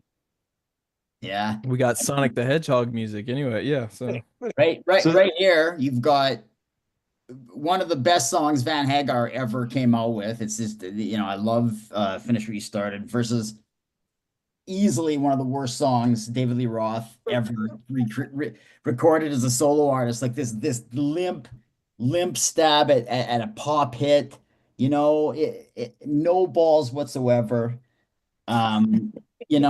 The more you do stand up, the more you do it, the less you fall down. It's such like this guy's a lyrical Sounded lyric. Come on. This is his lyric. I mean, yeah, it's terrible. Someone tell Kevin Brown about this song so he could bring it up in. Don't tell him. Don't listen. So okay, so you're voting for Skyscraper then? Yes. Of course. No. Mr. Corey. This is like taking like Panama and putting up against like Thunderbird by Quiet Riot. Like the gulf is that. Oh God. This is the biggest landslide on the record. Finish What You Started is so cool, and Stand Up is so bad. It's like, okay, this is the filler track on the album, right? Where okay, we have this nugget of an idea. Let's not even try and develop it too much. We have to get the album out. We have to get it out before Van Halen puts out their next record. So we're just going to push it out there. It's half baked. It's underdeveloped. And it's annoying as hell. It reminds me of my children. So no, I'm definitely going Finish What You Started on this one. Makes you wonder, was this the reason Billy Sheehan left? Yeah, Billy, I'm going to get you to sit out on this one. We're going to play keyboard on this one. We don't need any regular bass. We're just going to play the keyboard for the bass here. Bobble. Like, fuck off. Yeah, I can totally see. I'm out. Fuck you. Peace out. Yeah. My vote's OU812, 100, like, 100% of the time. By the way, listening to the remaster, I was actually trying to listen here. You notice Ed's got a left and a right channel on the guitars. Todd, did you pick that up? Mark picked that up. Yep. Can you hear what both guitars are doing? Oh, I wasn't paying attention. I listened to it like 3 times yesterday when I was walking, and I'm like, it's just stereo, isn't it? He's got one guitar in one ear, one guitar in the other ear. And one guitar just going ring. Yeah. He's just doing very little, but it's there. Yeah. In the Temple era, Eddie was always just on one channel. And the other, right? So here, now that we get into some different production, they put Eddie on both sides. Yeah. It's so cool. And the drums are amazing. Like there's nothing wrong. Like Finish What You Started is. Lyrics are awesome. Vocal is awesome. Can't get you went to Corey, yes? Yeah. Mark? Finish What You Started is one of my favorite all-time Van Halen songs just in general, and Stand Up sounds like Sega Genesis, which is fine, but not what I want to hear right now, and so therefore, there you go. That's a vote for OU812 by a landslide. By landslide. Todd? Oh yeah, Finish What You Started. The only reluctance I would have had for it was only because it was played so much. But now that I haven't listened to it for a while, and now listening to it fresh again, it's like, yeah, this is Eddie clean. You don't usually hear Eddie clean unless he's doing his, Spanish Fly or something like that. But this here he's more of a chicken picking, or kind of, going in that direction to see, his own flavor of it anyway. But yeah, I want you to go back and listen, Todd. Like listen, like with the headphones on, and hear the separation between the two guitars. It's something else. It's like I've always loved the song, and now it's like, well, wait a minute. So I had to go back and just hear it out. I just want to go back to the chat here. Padawan Michael is saying one of the biggest missed opportunities in Van Halen history was no MTV Unplugged. Can you imagine That'd have been Van awesome. Halen MTV God, that would have been Unplugged? so fun. Yeah. Either era. Yeah, Either era. Van Halen honestly. Unplugged, Van Halen unplugged. Yeah, totally. Padawan Michael saying the entire album is the reason for Billy and Steve to both leave, and I agree. I think Dave was maybe trying to take a bit more credit, but I think like I honestly feel Eat 'Em and Smile and Skyscraper, those were Steve Vai albums with less Billy Sheehan on the second one. And if Dave was smart, he would have kept those two as the impetus for the songwriting and written lyrics off of what they came up with instead of doing the Dave thing. Josh was saying there was yellow tape marked off on the stage where band members couldn't cross. Like, fuck off, Dave. Greg was Yeah. talking about that as one of the reasons he left. Like, really? I'm in your band and I have to stay in this box because he's Dave, right? It's all about him and his ego. So self-destructive. Yeah. He really pushed that band as a band on the Eat 'Em and Smile record. Like he really Yeah. like all And the then he promos, stopped. everything, with pictures of all of them. He would Yeah. always bring up, yeah, and then he really stopped a little bit. He gave Vi a bit of a push still, but I think he pushed Billy Sheehan right out the door. Yep. I really like the bass on Stand Up Ashes. One of the few things I like about it, but I don't think it sounds like Billy Sheehan. It sounds like an electric, like a Yeah, it's a piano, electric yeah. piano or Oh, it's whatever. just, is that what it is? Like, yeah, is that, yeah? That's what I think. That's what it sounds like to me. I did a song and I replaced my bass with electric piano because I'm a horrible bass player and a better piano player. And Yeah. that's literally the setting I used to simulate bass, but mine actually sounded better than this one. Yeah. I just realized I just said Greg was trapped in a box. He's the fucking drummer. I got my band members mixed. I get Billy Sheehan. Oh yeah. Would have been hard And- for Greg to leave his kit to go dance around. And you know the thing too, I gotta mention, like with Bizanet, like when Eat 'Em and Smile came out, it was like Sheehan vibe, cover of every fucking magazine, and he was pushing the two. I always felt like Greg got like the short end of the stick with that. It's like Bizanet is so fucking good, and I don't feel he ever pushed Bizanet as much. He would always in interviews, yeah, Billy, Steve, Billy, Steve. He wasn't talking about Greg ever, and I think that was a bit of a mistake. I think he should have really pushed the whole thing as a band, and this is why we're better than Van Halen because we're a band, we're unified. And I think Dave could have had if he had stayed on the path after Eat 'Em and Smile, he could have had like an Ozzy Osbourne like solo career, like the way Yes. Ozzy jumped off of Sabbath. But he let his ego get the better of him, and I think he got psyched out by the success of 5150, and he's too, I don't know, ADHD crazy all over the place sort of thing, and he just couldn't stick to the plot. And I think he actually sabotaged his own career. A great career he could have had solo wise. Here's a what if. What if Sharon Osbourne had taken him on as management? I think Sharon Osbourne would have kicked Dave in the balls. They would have killed each other. It wouldn't end well. You know? Yeah, I agree. Yeah. But he needed a English strong accent. He did need a strong somebody. He did need a strong somebody. Like, and he dropped all the strong somebodies around him. Like he dropped Yeah. Ted Templeman. Ted Templeman, yeah. Yeah. Yep. All right, let's get to the next track here. Oh no. This is a Corey tune. I know right off the hop here. Black and Blue.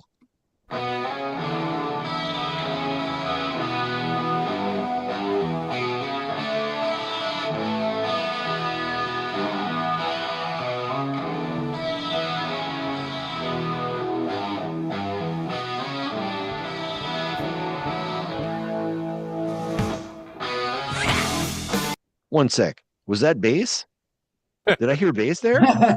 Was Michael Anthony on this A little album? bit of bass, a little bit. Going back. Going back for one more sec.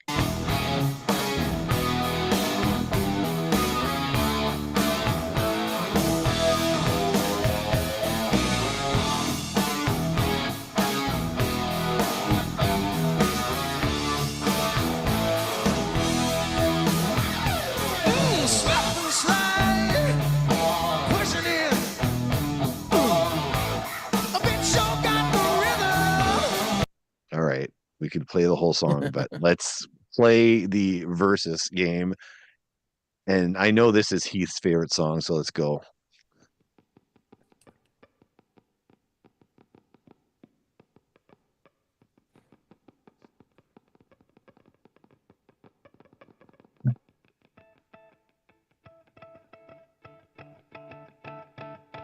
in and keep it.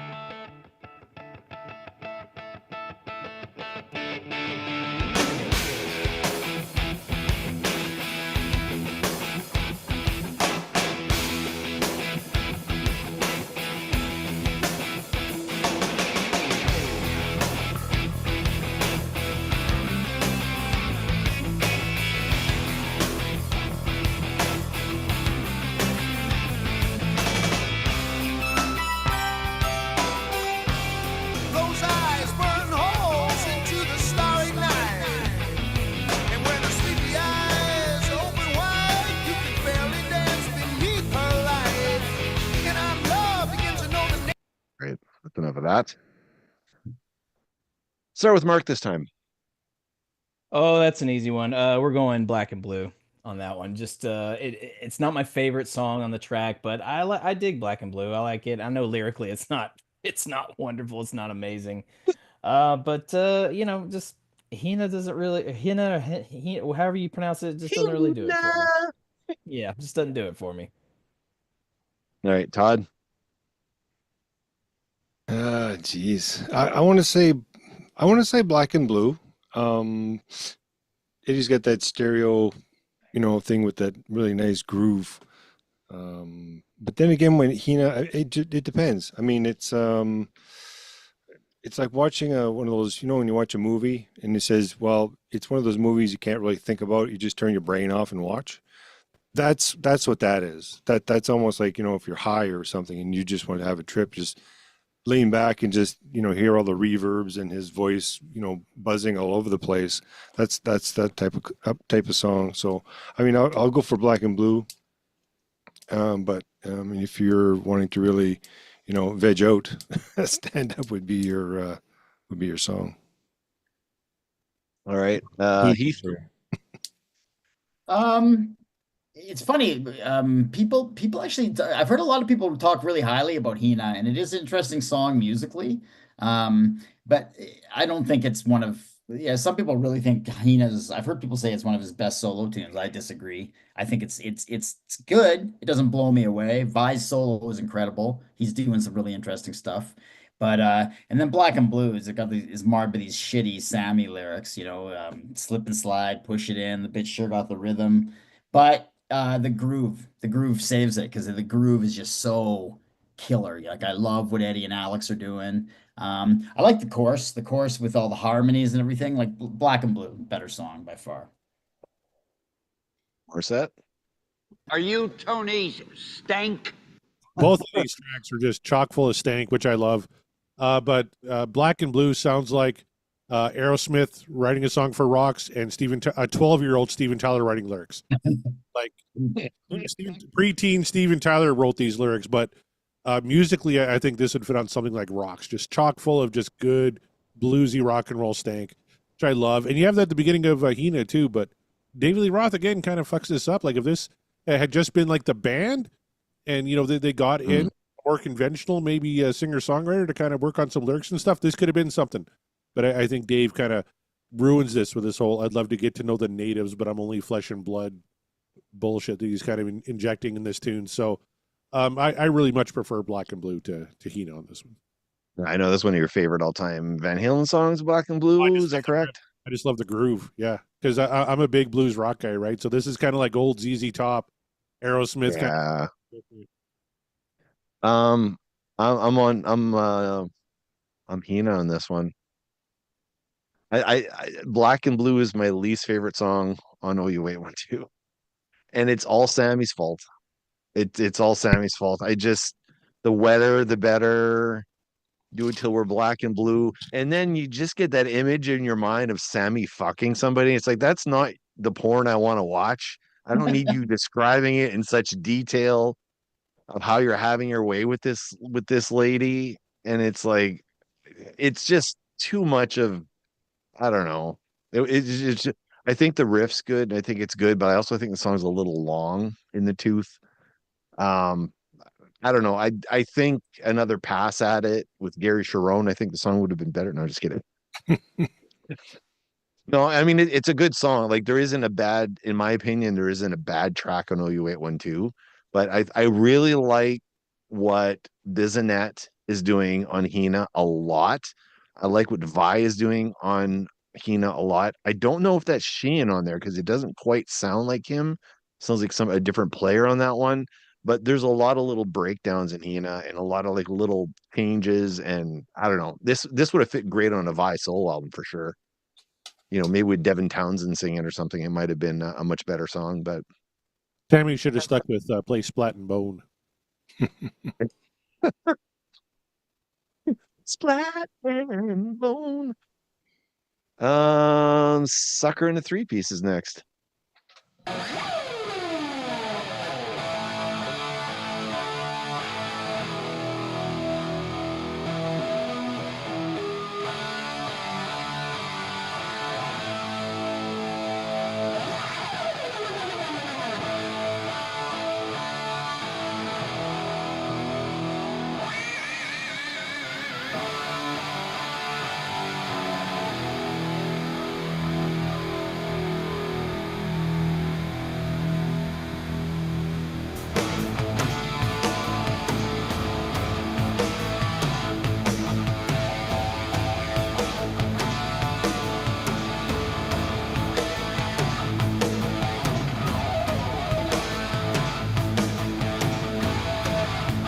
Let's skip ahead.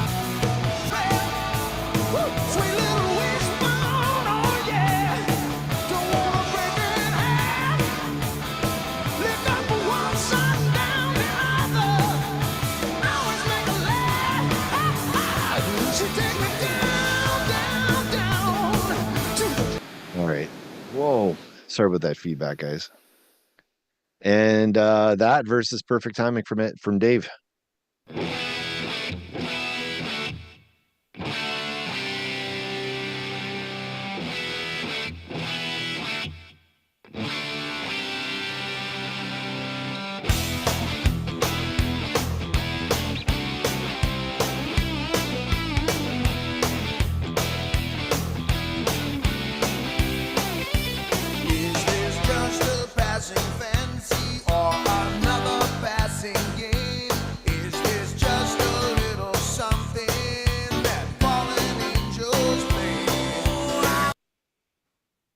Worry.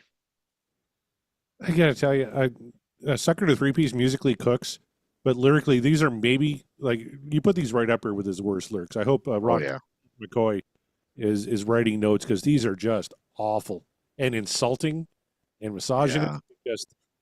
And he's had a lot of those moments on this record lyrically when you really kind of listen to it front to back like this and you look at the lyrics, it's like, wow, these are really bad. But Perfect Timing, it would feel at home actually on like a Sammy solo record. Like I could hear a song like this on like VOA or something. Like it was kind of stock and not really that interesting, which I kind of equate to a lot of Sammy's solo career. So I gave the nod to Sucker in a Three Piece. It's certainly not for Sammy Hagar's contributions, just because the music was cooking. And I really love what Al's doing on drums on this one. Like, one of my favorite drum tracks, I think, on the whole record. And Eddie's killing it, of course, as always. Yeah. The chorus is good, but everything else that Sammy contributes, just throw away. It's awful. Sorry, buddy. Yeah, and what's he talking about being the poor guy with a rich lady? Like I thought you were don't you own Cabo Wabo? Yeah. Like just what are you singing about here? I don't know. So you're giving I want to break her in half. Like not imagery anybody wants. It's like spatchcocking. Play Splat and Bone. We're back to that again. Todd, for me, those two songs to my ears were probably the closest in comparisons. Although I did pick Sucker in a Three Piece. I mean, it starts off kind of slow, but then once it gets going, I mean, it drives pretty hard. Just get that weird timing, with the drums and the guitar and everything, which was really cool. And then you get, Eddie's signature tone in there where he, finally, shines a little bit. Perfect Timing is it's kind of a different animal. I don't know. I think it's one of the better tunes on this album, actually. But I still pick Sucker in a Three Piece. Heath? I keep bouncing back and forth. Like even right now, like I'm still like on the fence about it. I think they're both so shitty. Perfect, perfect, perfect timing is that chorus. So wait, is it which one is a constipated shit and which one is a diarrhea shit? And then, go from there. I don't know what to say to that. Perfect timing. I find the chorus really cloying. There's just something about it. I hate the sound of Dave's voice on it. I find it nice and clean. I like that he's going for a pop sound on it. Sucker in a three-piece, like, yeah, the awful Sammy lyrics. They're just this frat boy moron lyrics. Even musically, I find it pretty stock Van Halen. Like, I don't think it's great Van Halen. It kind of reminds me of Walk All Over You by AC/DC, actually. Like that intro to it, which should be good, but I like it by AC/DC better. Perfect timing. I think I'll go with perfect timing, just by a margin, like slimmest of margins. Yeah, perfect timing for me. The misogynistic lyrics from I think so when I had this album, I turned it off at a certain point because it was on cassette, hit fast forward, go back to Mine All Mine. Like, and this was definitely by the point of the album where Black and Blue wasn't my favorite, so I would usually stop at a Black and Blue, hit fast forward, flip the tape, go back to the beginning. This song is just not good. Like perfect timing. It does it. I agree with what Heath says. Was it Heath said it? Sorry, Corey said it. No, he said it about the chorus. There's something about however he's miking his vocal.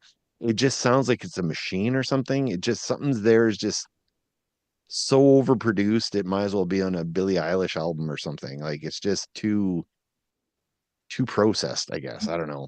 But I will say Bizanet again for me, Bizanet saves the song and makes it really good. I like that. Oh, what's the effect that Vi's using on the guitar there? That ring. It's just so fucking bright. Like, I like the sound of the guitar in this. I don't know what it is, but yeah. Like, what It's is just that, Todd? stereo and reverb. Like, but what part? Like, just the beginning of ring, ding, ring. Well, it's just either the stereo separation, and then it's got a bit of a reverb too, and it's probably delayed reverb, like milliseconds from the other one, so it just kind of separates it nicely. Yeah, the tone is what won it over for me. Like, everything about the tone, the drums sound fantastic. The snap of that snare is just great. So what's your vote on this was Mine was Sucker, right? Yeah. Okay. All right. Mark's vote was for Sucker in a three-piece as well. Final track. Now, for some reason, I'm gonna play Dave's track first because on the remastered version, it doesn't have a track 10. I'm gonna have to go grab it. It doesn't have the little feet tune. Not on this version, but I have it here. But let's play Two Fools a Minute from Dave.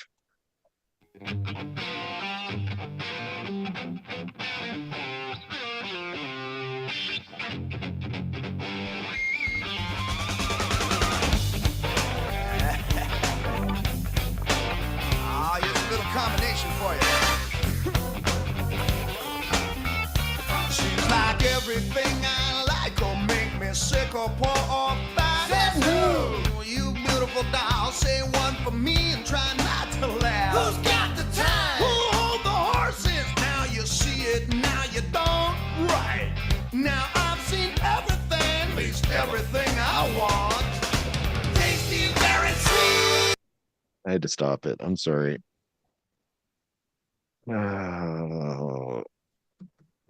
Just trying to find a political blues here. Van Halen. Here we go.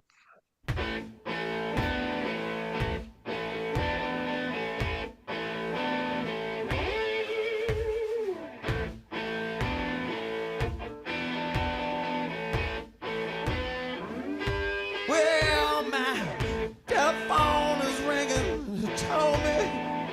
It told me it was jamming now.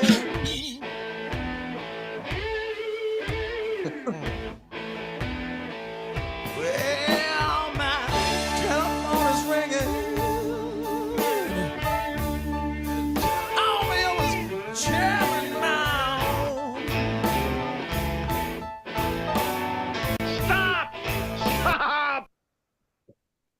JJ said stop, so I stopped. I like that. Or better. Hush, please. Oh my God. Corey, what do you say?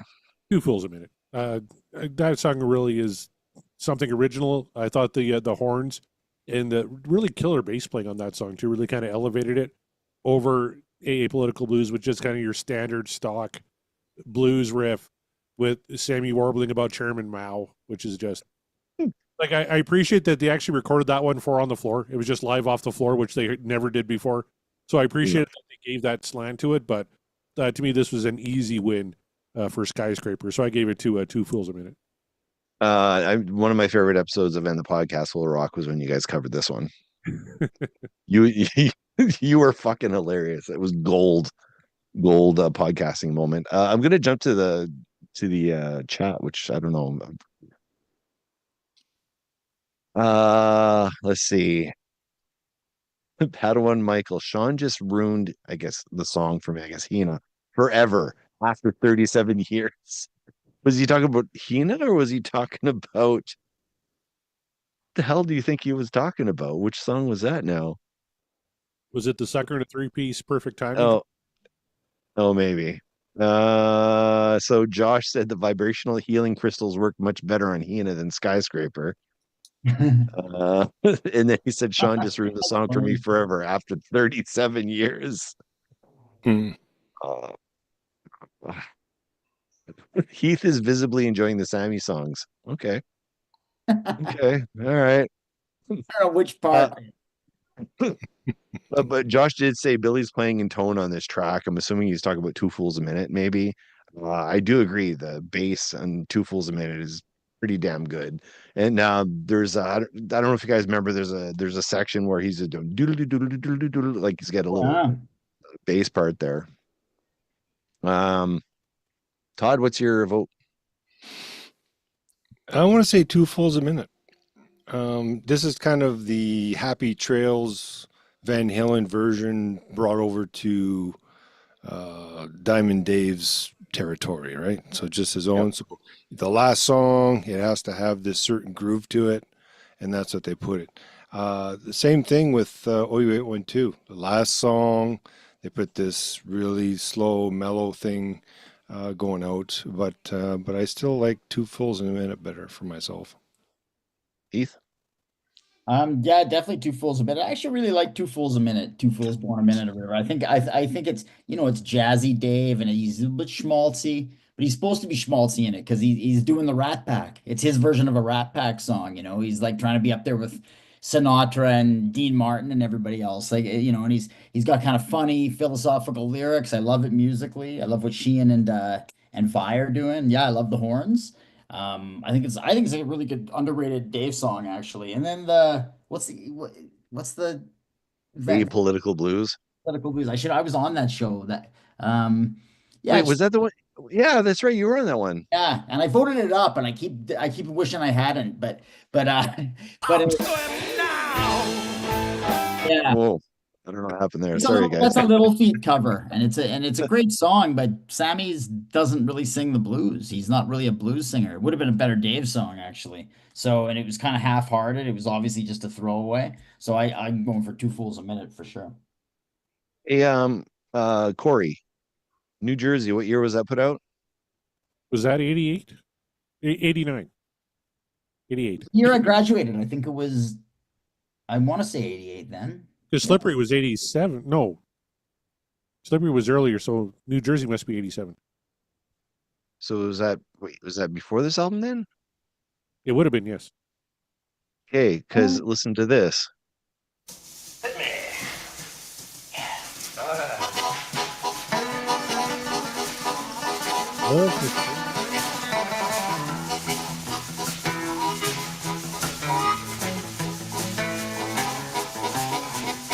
I bet it sounds awesome in headphones.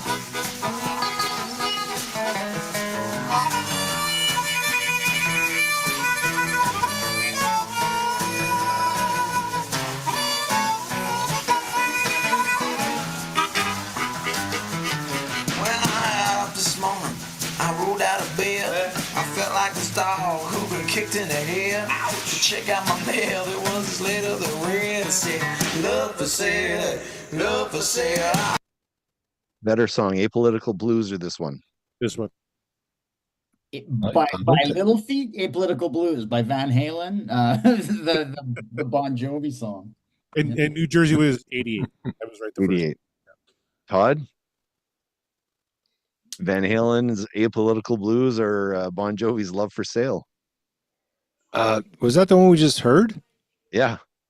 Oh, really? I thought that was David Lee Roth. I'm like, it kind of sounds different, but it's kind of it's got his scatness though. Yeah. Yeah. I like the Bon Jovi one. Isn't it good? You don't mention Chairman Mao once, the Bon Jovi song.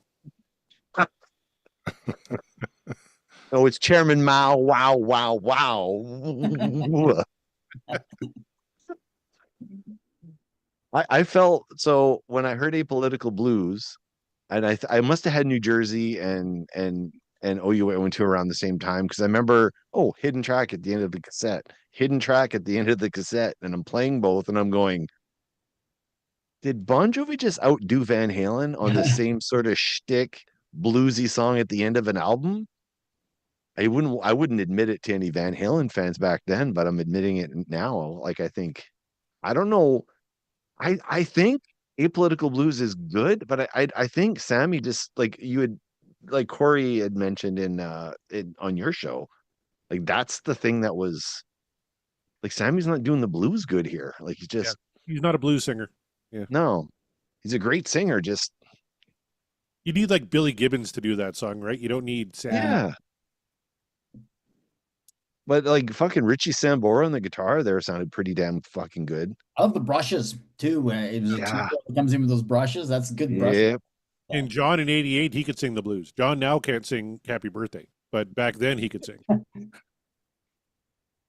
If you use those comp vocals like Todd and I were talking about on our recent episode, he'd do fine. He'd do fine. So what's the vote here, boys? I think is it safe to say Apolitical loses on all fronts? I think it was unanimous. Yeah, even Mark went Skyscraper. Yeah. Todd, I went right? Yeah, 2 fulls a minute. Yeah. So last question before I give up the scores here. Best album cover art. Skyscraper, Dave on the side of the mountain. Yeah. Or the Beatles-ish Van Halen OU812 cover. Yeah, Skyscraper kills it. That's a great album cover, Dave. Yeah. Corey? Oh, God, it's close for me. So I do really like I know it's a ripoff and all. I just think back to my buddy Scott Monroe who did an OU81 Mew cover with 4 Kitty. Oh, yes. Yes. Awesome. It's brilliant. But yeah, I'm going to begrudgingly also go with Skyscraper because that's really David Lee Roth hanging off a mountain. You got to give him props for that. Todd? Sorry, what was the question? Oh, which album cover is best? No, definitely Skyscraper. Yeah, because I mean, if you look at it, you can stare at it and you can look at the mountains and the rocks and that on the bottom. There's a lot to see. Whereas, I mean, it's just a shadow. I mean, it's with their faces and that's it. I mean, it's like you said, it's like a ripoff. So I don't know. I like the scenery better. I don't know what Mark's voted on here, so we'll just not count that vote. Sorry, Corey, you said Skyscraper? Yeah, I'll give it to Skyscraper. Okay, nobody voted for OU812. Now I have a question. Do you guys remember the reverse cover or the back of the OU812 CD? Oh yeah, the monkey. Yeah. Right? Yeah, I wonder if I can share it here. Something. Yeah. That's like the Thinker, except it's a monkey, right? Yeah. Yeah. I'm just gonna share it here. Oh yeah, there we go. Just give me a sec here. I'm gonna share screen.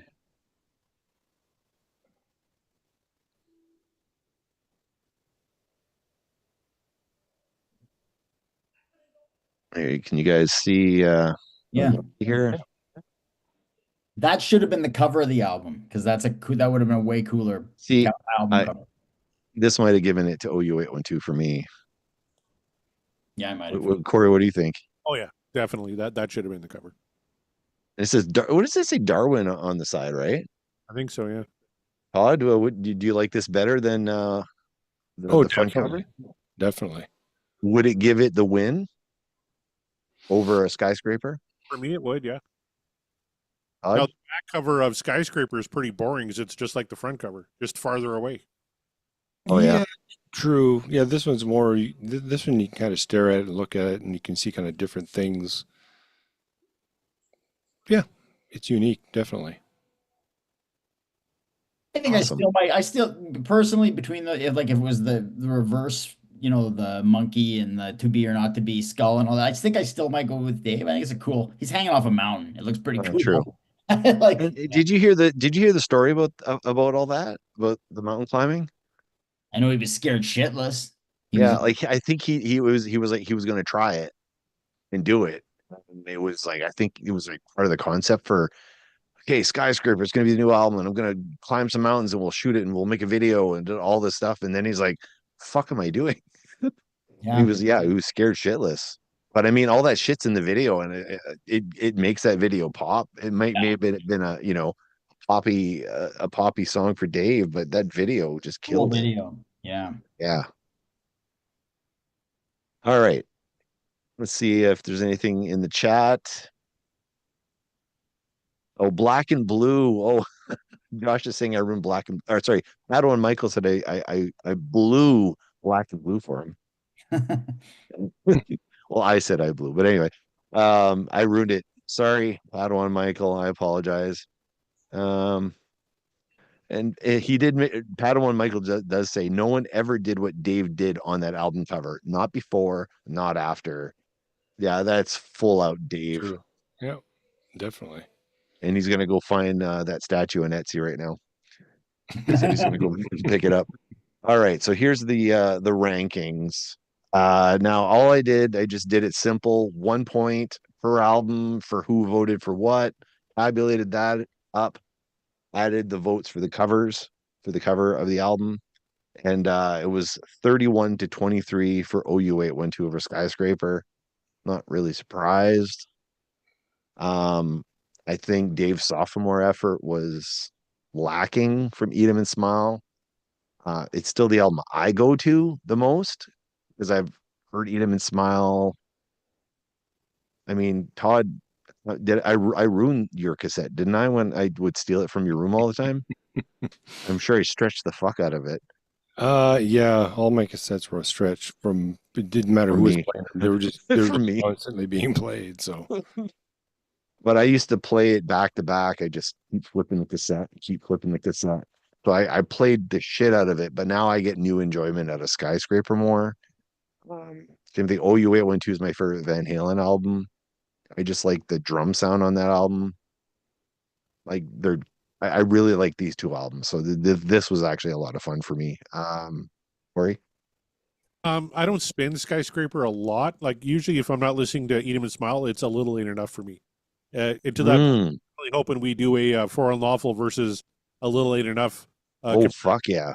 Because they both came out in 91. Third album from each version of Van Halen and Dave Lee Roth. I think that'd be a really, really good one. But that's the one I can do more. I don't spin Skyscraper a ton. There's some really good stuff on here, but it's just an above average album for me, whereas OU812, I think I like a little bit more. What do you think about the DLR Band album with John 5? Yeah, I haven't heard I've only given like one or two listens to that. I'd have to really kind of deep dive into it, but what I heard I liked. It's the revenge album of David Lee Roth, in my opinion. It's the unsung. It's unsung because he doesn't have it online anywhere. No. It's on one streaming service, but most not. And it should be. It's criminal. It's a great record. Yeah, I have it on cassette and CD. Thank God. Just got reissued up with the DLR box set, right? Oh, I don't think it's on that though. It's only his Warner stuff, and that was some indie thing that is just the Warner stuff. Yeah. Yeah. Todd, final words. For myself, I actually upvoted more Roth tunes than OU812 tunes, 6-4, but I think OU812 is a better record, like pound for pound. It's just sort of the way when you go to tune for tune like that, it's sort Yeah, of the yeah. way It's different. Yeah. yeah, but I mean the strong songs on OU812 are incredibly strong. Like there's some of the best Van Hagar songs going, whereas on Skyscraper, like the only one that really I return to almost ever is Knucklebones. Sometimes damn good. Like sometimes Two Fools Minute. But I mean it's OU812 is a stronger record, so it's funny that more Skyscraper tunes came ahead for me. But yeah. Yeah, I find Odd. OU812 is more of a commercial, although it's a really good Van Halen album. Skyscraper is more of a bubblegum rock album. Just just the way that it's, Dave is so flamboyant, and just the way that he sings and scats and everything. It's kind of like two different animals. So once Dave left Van Halen, it was almost like you took you know, a cake recipe, and you cut it in half. It says, okay, well, the flour goes over here, and then the cocoa goes over here. So Yeah, yeah.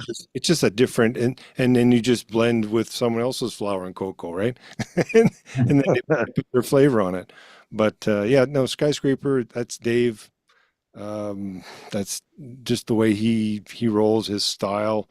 When he left Van Halen, he just took the style with him, and then just implemented it with the other guys there. But OU812 was a very strong album for me, because I had played I played it to death, and I played it on guitar, so it was like I had a lot of vested interest in it.